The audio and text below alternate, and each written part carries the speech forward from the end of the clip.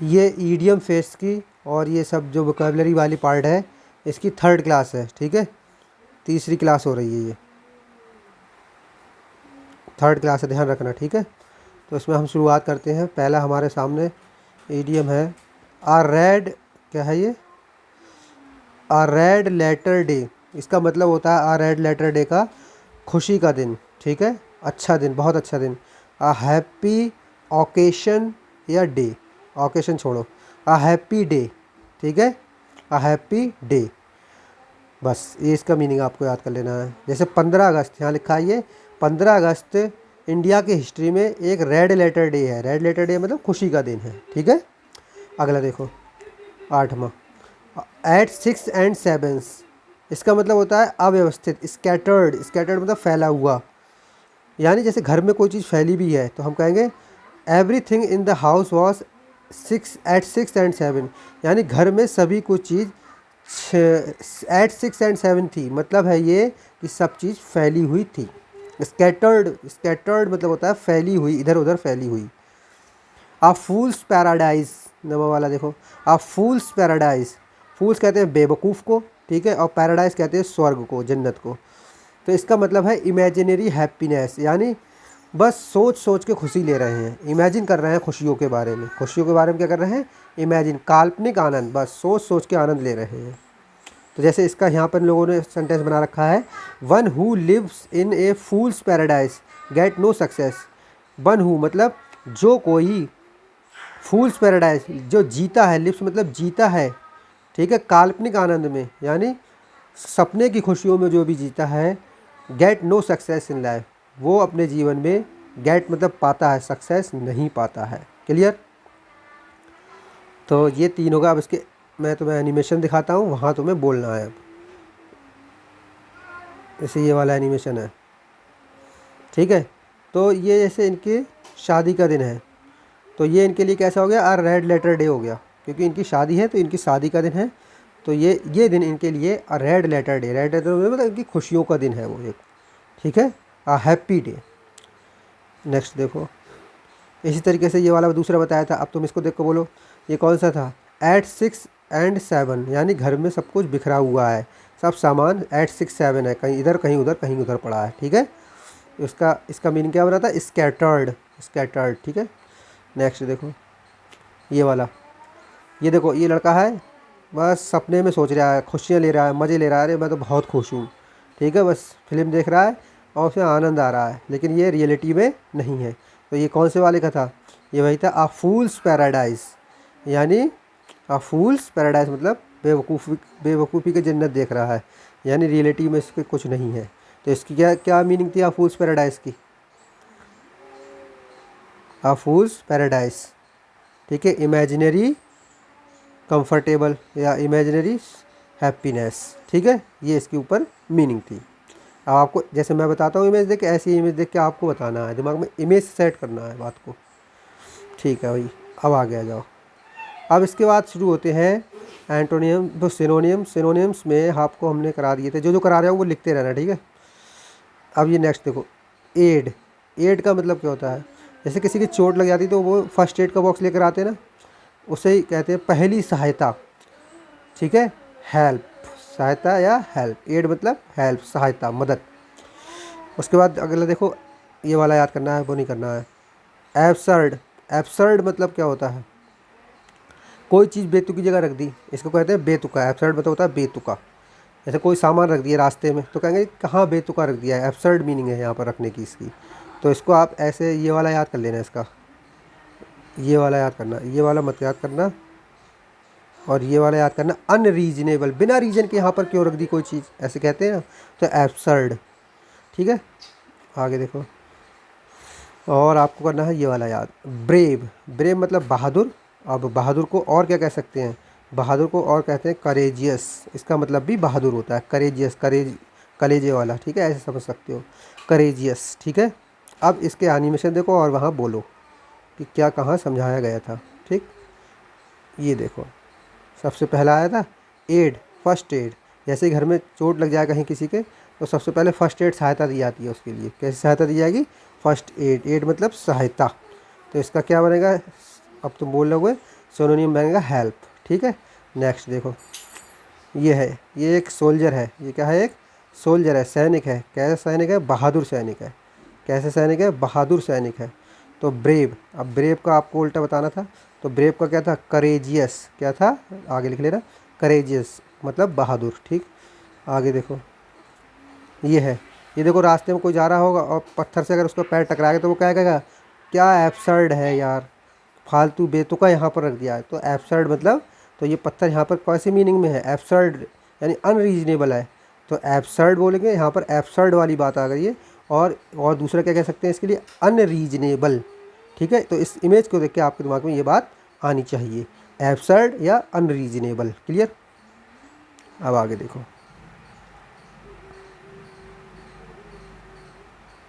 Next अब हमारे शुरू होते हैं एंटोनियम से, यानी वही उल्टे उल्टे शब्द, ठीक है। तो ये कहाँ तक हो गए थे उसके आगे बता रहे हैं। ये है तुम्हारा एंशियंट, इसको देखो, एंशियंट, एंशियंट मतलब होता है पुरानी चीज़, बहुत पुरानी कोई चीज़ होती है तो उसे एंशियंट कहते हैं। और नई ज़माने की होती है उसे क्या कहते हैं, मॉडर्न कहते हैं, क्लियर। इसी तरीके से नेक्स्ट देखो, ये है एंसेस्टर, क्या है, एंसेस्टर। तो एंसेस्टर मतलब होता है जो हमारे पुराने लोग होते हैं, जो हमारे पुराने लोग होते हैं, जैसे बाप दादा, तो उन्हें एंसेस्टर कहते हैं। और डिसेंडेंट मतलब उसका उल्टा, यानी आगे के लोग, ठीक है, जो बाद वाले लोग हैं। उसके बाद नेक्स्ट देखो, एक और इसमें ये वाला याद करना था, अटैक। अटैक मतलब किसी पर अटैक करना, हमला करना। और डिफेंड मतलब बचना, ठीक है। अब इन सब का इमेज देखो, इमेज देख के बोलना है तुम्हें। ये क्या है, एक बहुत पुरानी कोई मिस्र की जगह है, तो इसे क्या कहेंगे, एंशियंट है। इसको देख के आपके दिमाग में तुरंत पुरानी उरानी नहीं आना चाहिए, इंग्लिश में आना चाहिए कि एंशियंट है। और एंशियंट का उल्टा क्या होता है, आप दिमाग में आ जाना चाहिए, अभी आपने पढ़ा मॉडर्न। तो इमेज देख के आपको ये बात दिमाग में आ जाए कि आपने इस इमेज से कौन सा वर्ड सीखा है, ठीक है। नेक्स्ट देखो, ये देखो, ये माना जाता है जब आप बायो की बुक पढ़ेंगे तो कि फ़िश है, फ़िश से क्या बनी है, वर्ड्स बनी है। तो फ़िश के पूर्वज बाप दादा कौन, वो बर्ड के पूर्वज बाप दादा कौन हो गए, फ़िश हो गए, कौन हो गए, फ़िश। तो ये पूर्वज हो गए, ये आगे के, तो ये डिसेंडेंट कहलाएंगे, ठीक है। नेक्स्ट ये देखो, ये कुत्ता इस पर क्या कर रहा है, अटैक कर रहा है, और ये क्या कर रहा है, डिफेंड कर रहा है। तो ये अटैक, ये डिफेंड। अटैक मतलब हमला करना, डिफेंड मतलब बचाव करना। तो इस इमेज से आपको अटैक डिफेंड याद होना चाहिए, ठीक है। अब आगे आ जाओ, one word substitution, one word, ये आधा क्यों हो रहा है, चलो ठीक है। वन वर्ड सब्सटीट्यूशन ये हमारे हो गए थे। अब इसका 7 नंबर देखो, 7वें नंबर, आ मेडिसन विच काउंटर एक्ट पॉइजन, यानी, ठीक है। तो ऐसी मेडिसन जो पॉइजन के खिलाफ, जहर के खिलाफ काम करती है, उसे कहते हैं antidote, antidote. One who has infinite power, इसके पास बहुत ज़्यादा, इनफाइनिट पावर मतलब जिसके पास है बहुत ज़्यादा power, one who has power, infinite power, उसे कहते हैं अलमाइटी, यानी सबसे ज़्यादा पावरफुल, ऑल पावरफुल। अलमाइटी, कौन है अलमाइटी, खुदा अलमाइटी है, उसके पास सबसे ज़्यादा पावर है, ठीक है। अब नमा देखें, a place for keeping water plants animals and fish, ऐसी जगह हम जहाँ पर फिश उसको बंद करके रखते हैं उसको क्या कहते हैं, एक्वेरियम कहते हैं। क्या कहते हैं, एक्वेरियम कहते हैं। ऐसी जगह है जहाँ फिश को बंद करके रखते हैं उसे क्या कहते हैं, एक्वेरियम, एक्वेरियम, ठीक है। तो ये हो गया आपके। अब इसके इमेज देख लें आप, जैसे ये है, ठीक है।